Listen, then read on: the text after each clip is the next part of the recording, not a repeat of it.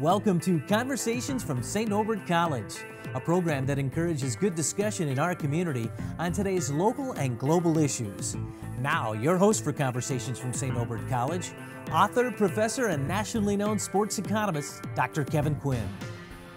Welcome to Conversations from St. Norbert College. I'm Kevin Quinn. Our special guest is Debbie Sterling, and we'll discuss her new toys, GoldieBlox, and its Midwest launch, which took place at St. Norbert College. Sterling is the inventor of GoldieBlox toys and founder and CEO of GoldieBlox Inc. The toys are designed to inspire young girls to become engineers. Sterling graduated from Stanford University with an engineering degree. Debbie, welcome to the program. Thanks for having me. Well, tell us about this exciting toy. So GoldieBlox is a toy created, I launched it about a year ago. It's a book series and construction set combined. It stars Goldie, the girl engineer, and she goes on adventures and along the way has to solve problems by building simple machines. So as girls read along, they get to build with Goldie. They get to build, so it's not just, throwing blocks around and all that sort of thing, it's within a structured narrative then. Exactly. So when I first started the project, all of the construction toys on the market were heavily marketed to boys. Erector sets, Lincoln Logs, we've got Bob the Builder, you've got Handy Manny, and they all had kind of a similar setup where it was a bunch of pieces in a box with an instruction manual of how to build the thing on the front. And what I found in my research is that girls really prefer kind of narrative-based play. So what are we building and who is it for and why should we care and where are we and kind of the context around the play. So my big aha was to toss the instruction manual and start writing stories as a way to appeal to girls. So how did you sort of come about, what was the flash of inspiration that made you realize that you wanted to do this and the path to go about making something like this happen? So I remember the day that I came up with kind of the passion for GoldieBlox that I couldn't ignore. I was hanging out with a group of friends and we had started this tradition called Idea Brunch, where we would get together once a month at someone's house, make breakfast, and then each person would get up in front of the room and share their latest big idea, whether it was a mobile app or an art project or a company, those ideas that you kind of come up with, like this would be cool if someday someone did it.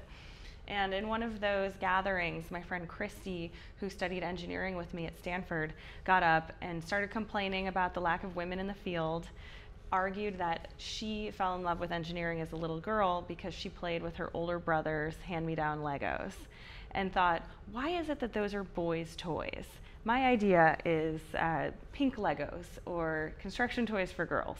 And I remember the moment that she said that, it was like fireworks had gone off in my head. It felt like some calling or something, like, oh my gosh, this is what I'm supposed to do with my life.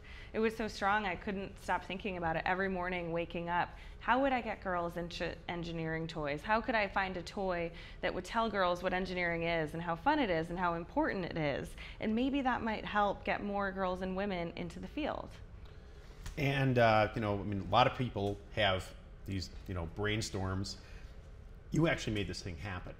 So take us through the point from the idea of making this thing to actually getting it marketed. How did you do that? Well, one of the things that I learned in my engineering program at Stanford is you never start a project with what you think the solution is. You start with kind of a broad research phase where you really get a bunch of diverse perspectives so that you can really think outside the box. I remember my first ideas for how to make an engineering or construction toy for girls was just take Legos and make it pink, or introduce themes like the beauty parlor or the spa. But I realized that wasn't good enough. I wanted to go beyond those gender stereotypes. So I started doing research. I met with neuroscientists. I read books about child development. I read books about the female brain, and spent a lot of time with teachers and kids.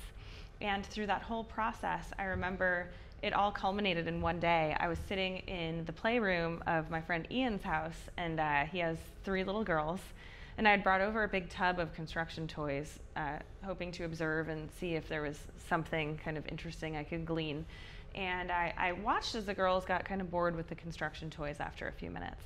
So I asked them, well, okay, if you don't love this toy, what's your favorite toy? And I remember the little girl said, well, I love this book. let me show you. And she ran upstairs and she came back down and she brought me a book. And she said, let's read this book together. And I remember thinking at that moment, all of these research articles that I had read about girls developing verbal skills early, girls loving stories, characters, and narrative. And I'm sitting there in this living room. I've got the book in my hand, the pile of construction toys on the other side of the room, and I thought, why not combine the two? Why not introduce a narrative element into the building play as a way to appeal to girls? So that was kind of the light bulb, aha. And I started prototyping. I didn't have a lot of money, so I just looked around the house for prototyping materials. I used thread spools, ribbon, clay, stuff from the hardware store. I wrote and illustrated, sketched out this Goldie character and what her adventure might be like, what might she build, and in a few months sort of cobbled together this very crude but working prototype of a little story about GoldieBlox building a spinning machine for her dog, walking girls step by step on how to build a belt drive. And they had all the pieces of pegboard, thread spools, and little clay characters that they could build along with Goldie.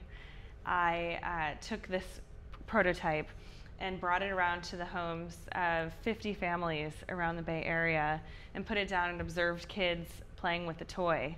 And in each observation session, learned so many ways to improve it, and just ran home, made a couple tweaks, and then brought it to the next house, made a couple tweaks, brought it to the next house, until finally at the end of this process, I knew that I had a really strong concept. I knew it was working. I knew that I had a story that girls liked, a character that they loved, and a construction kit that they understood, and it made them proud when they figured out how to make it work. It sounds like, you know, in between your inspiration and the training you got in school and, let's face it, being in the Bay Area, which is sort of the Tigris Euphrates of, you know, taking new ideas to market, that, I mean, all the right elements were in place. I mean, it's quite clear from the buzz that you know, I read about this, that you utterly caught lightning. you did. But you still have to kind of try to go through the fundraising and all that kind of stuff, which can be a little daunting, I think, especially if you're young. You know, how do I approach people that have bajillions of dollars that will give it to me? No, that's a great question. So how did you go about raising the funds you needed to turn it from a prototype into a marketable product? Sure. So in the course of all the prototype testing, I took videos of every single test that I did, just using my phone. And so I had all of this video proof of girls really loving the product, which was an incredibly powerful tool to kind of convince people that I was onto something. The first people I approached were just friends and family.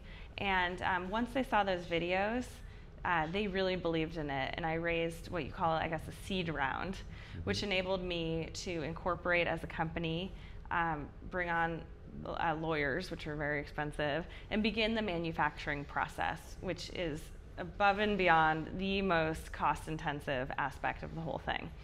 And as I was going through this process, one of my early investors, a friend of the family, who's actually the founder of Pictionary, really? Yeah, who was incredibly, and still has been, an amazing advisor to me, he said, okay, well, why don't you, before you keep going on raising all this money, is there any way that you could test the product?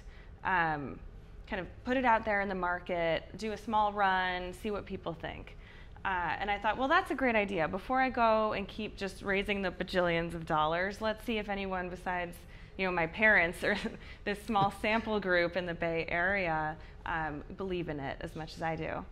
So around the same time was when Pebble Watch went kind of viral on Kickstarter, and it raised over $1 million. And I was looking into this Kickstarter crowdfunding platform as really the perfect way to put out my prototype and see if people wanted to buy it at the price point that I was thinking of selling it for. So I did a Kickstarter campaign. I had 30 days to raise $150,000, which was what it was going to cost to do a minimum production run. Tell us a little bit about what Kickstarter is. I think a lot of people have heard of it, but people might not know exactly how it works. Yeah, so Kickstarter is an amazing platform. It's a website. It's been around just for a few years, but basically you can go on there and put up a video of the thing you want to make, whether it's a product or a movie or a book. You put up a video kind of introducing yourself, explaining what it is, and saying, okay, if you believe in this, if you want this product to exist, then you can back me on Kickstarter. So people can go on and pledge money against your product idea. And you set a goal, and if enough people back you in the time window that you set, then it means that your project is successful. Your product can now go into production, and you got to make it and send it out to all these people that believed in you. And people do that out of the goodness of their hearts, basically, because they believe in what it is that you're trying to do. I know there's been some artists, musical artist Amy, I forget her name, but a musical artist that has raised lots of money doing this sort of thing, and it's kind of this cool in-crowd kind of an approach to raising money. Very different than venture capitalists or going to your local Goldman Sachs or something like that. Well, the interesting about it, at least in the particular case with GoldieBlox, is that people went on to Kickstarter and said, I think this toy should exist. I want this toy to go out into the market. I'm going to pay $30 and pre-order this toy with the hopes that enough other people do that so it'll get made. So we now have a base of over 5,000 Kickstarter backers who went on there and pledged at least $30, some of them much more, to reserve a spot for this toy. And we ended up reaching our goal of $150,000 in only 4 days. So it was a whirlwind. We went on toward the end of the campaign to almost double it. And now we have all of these initial backers who not only got the first run of the toy, but also feel like they're a part of our company because they were responsible for making it happen. That's got to be a pretty cool feeling, especially if you happen to pick up a random business magazine and there's the thing I backed. I mean, you got to feel pretty good about that. Well, obviously you're a genius, but the way that you went about doing this was very thought through. That you had a plan. I mean, it wasn't sort of haphazard, kind of late night at the hipster bar kind of a discussion. To me, that's reflective of a really solid education in product design and development. Talk a little bit about the experience that you had at Stanford and how that shaped the way that you went about this. You mentioned that a few minutes ago, but talk a little bit more in detail about that. Yeah, so I had an amazing education at Stanford. Choosing engineering as a major was probably one of the best decisions I've ever made in my life. And the engineering program at Stanford, I think, was unique in some ways. The particular track that I did was called Product Design. And it was founded by David Kelly, who is also the founder of IDEO. And he's coined a lot of terms like design thinking and user-centered design. But it's a very multidisciplinary program, which fit me very well. Initially going into Stanford, I never thought I'd choose engineering as a major.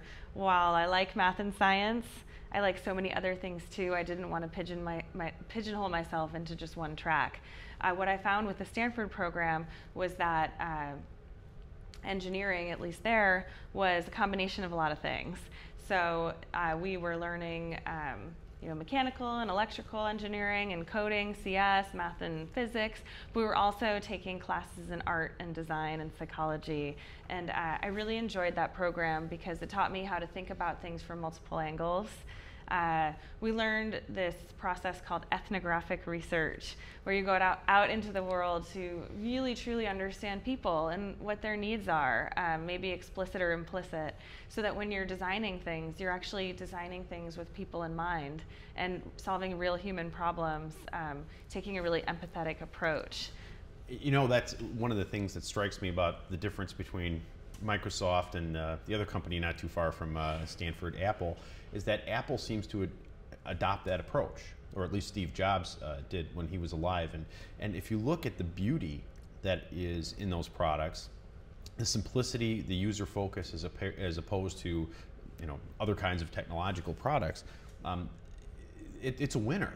It's definitely a winner. One of the things that struck me is that how similar the whole iPhone thing and the Apple products are to Braun designs of the 1980s. You know, the kind of the same white, the smooth kinds of things. And good design endures, it seems. And, you know, in fact, I've heard some folks here talking about not just STEM, but STEAM, which is, you know, STEM is science, technology, engineering, math, but we add art to that. And we have a course here on campus where we talk about the physics of art and that sort of thing. So it seems like an artificial distinction between the engineering piece and the artistic piece. Well, it's interesting because engineering and art are so related. They're so related. And that was something that I didn't know growing up. I thought of engineering as just complex algorithms and math problems, nerdy guy sitting alone at the computer. There's a few of those at Stanford. Oh, there are plenty of those. But art can play such an integral and important role in engineering. And as you're saying, good engineers can solve the technical problems. I believe that great engineers also can incorporate kind of human understanding and art and design into the things that they engineer to make them better. Well, you mentioned before that you had done a fair amount of research on the differences between boys and girls. What did you find? I found a lot of things, but one of the things that was funny, there are some hormones involved. People, there's an argument about nature versus nurture. And I think boys naturally, what I found, have a tendency, and I don't know if it's a testosterone thing or what, but they really enjoy tinkering and building for the sake of building, which I think is partly why construction toys have been so popular with boys for so many years. Whereas girls have a lot of empathy, a strong desire to kind of nurture, take care of others, and really prefer kind of narrative and story-based play. So those were the insights that I took to kind of develop GoldieBlox. If I was trying to design GoldieBlox to appeal to boys, I would incorporate themes like combat, mano a mano, one winner takes all. Whereas what I found with girls is that they prefer scenarios where everybody wins, where we work collaboratively toward a common goal. So when I was writing the stories, I included themes that would hopefully kind of link to those innate desires. So where do you come down on the nature versus nurture debate? I mean, this has been going on forever and ever and ever. I think it's been part of feminist thought for a long time, the debates about that. What have you learned? What have you decided? I've decided based on a lot of research into this, and I don't want to pretend to be the expert on it, but I don't believe that there's any kind of innate difference in intellectual ability between boys and girls or ability in math and science. But I think the problem is more our culture. When girls grow up being princess washed, so to speak, princess washed, and only exposed to kind of toys and cartoons and experiences where a little girl is supposed to grow up to be proper, be a princess, be pretty when she's kind of applauded for those things. It's no wonder that girls don't have as much of an interest as boys do in kind of engineering and building. They don't see role models doing that. They don't see cartoon characters doing that. So I think that really the issue is more around nurture. It's more around our culture and kind of what we put in front of our kids in terms of what career choices there are, what's appropriate for a boy and a girl, and kind of what we reinforce in them as they grow up about what they can be. Yeah, I have taught some courses in the economics of gender and family here over the years, and my own thinking about it is that there may be some innate differences. Not one is better than the other, but there are innate differences that culture reinforces and reinforces and reinforces. And so by the time the kids are 6, let alone 18, that they have this, this stock of information about the way the world ought to work for them that really magnifies those differences. And so we get these kind of traditional stereotypes and gender expectations. And we see this now with boys too. I mean, that the research that indicates how much better girls are doing in school than boys is really concerning. based on what you've seen, what are your thoughts about why that might be? Why is it that girls seem to be doing better in the structured environments that we offer for education compared to the boys?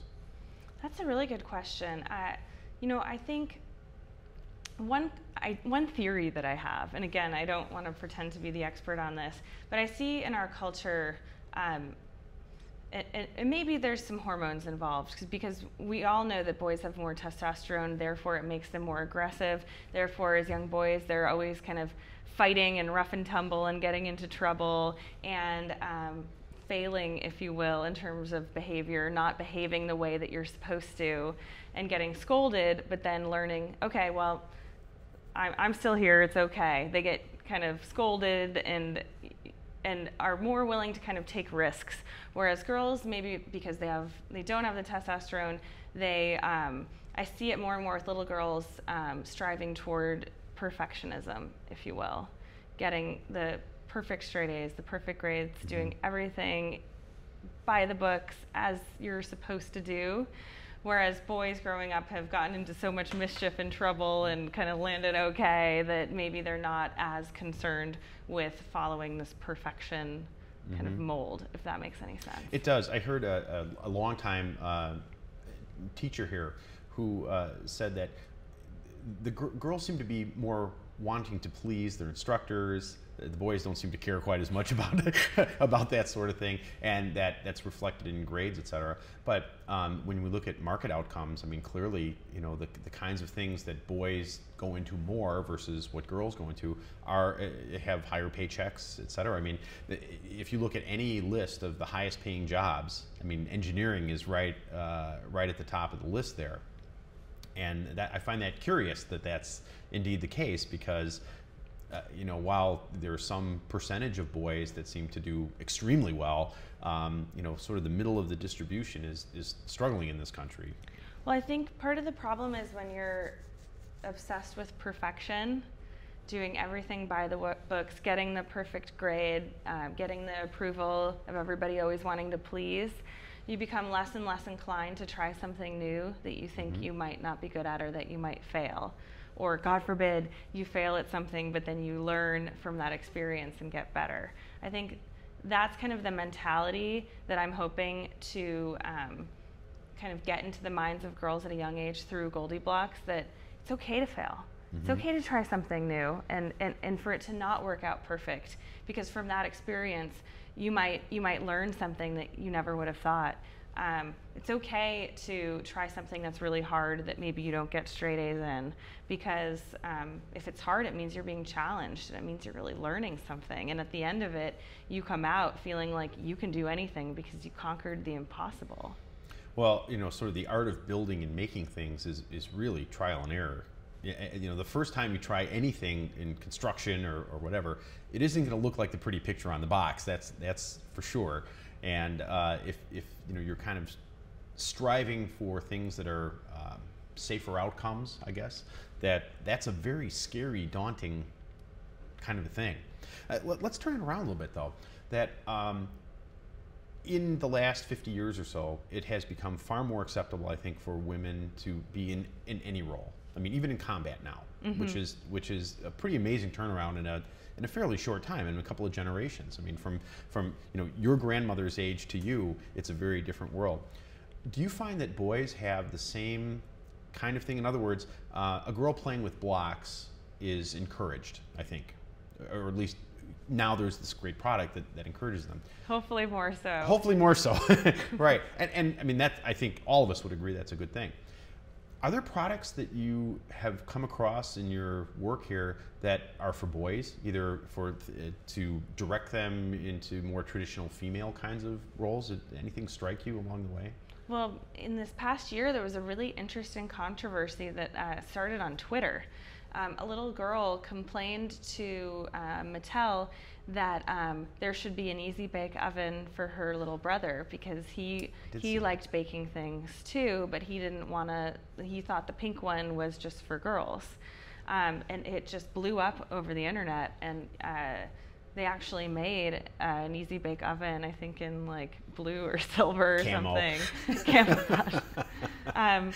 So that's just one example of kind of this emerging trend around sort of consumers questioning the gender stereotyping in toys in general, and shouldn't just all toys be for all kids. Mm-hmm. And that's a hard thing because, boy, by the time the kids are really young, if you put the boys and girls into a room, the girls will tend to gravitate toward one type of toy and the boys will tend to gravitate toward another type of toy. I mean, at very young, at toddlers even. Mm-hmm. And so that suggests that they're getting a lot of very subtle signals right away. Their brains are like sponges at that age, so who knows what's going on in there. It's pretty amazing. It's pretty amazing, to me anyway. I want to talk a little bit about you know, how one goes about becoming an entrepreneur.